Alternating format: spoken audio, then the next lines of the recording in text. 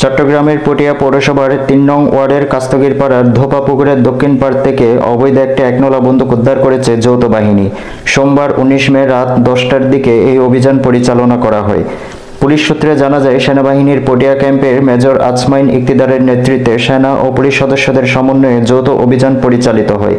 অভিযানের সময় ধোপা পুকুরের দক্ষিণ পাড়ে পরিত্যক্ত অবস্থায় একটি একনলা বন্দুক উদ্ধার করা হয়। তবে এই ঘটনায় কাউকে আটক করা সম্ভব হয়নি। উদ্ধার করা অস্ত্রটি পরবর্তীতে পটিয়া থানা পুলিশের কাছে হস্তান্তর করা হয়েছে।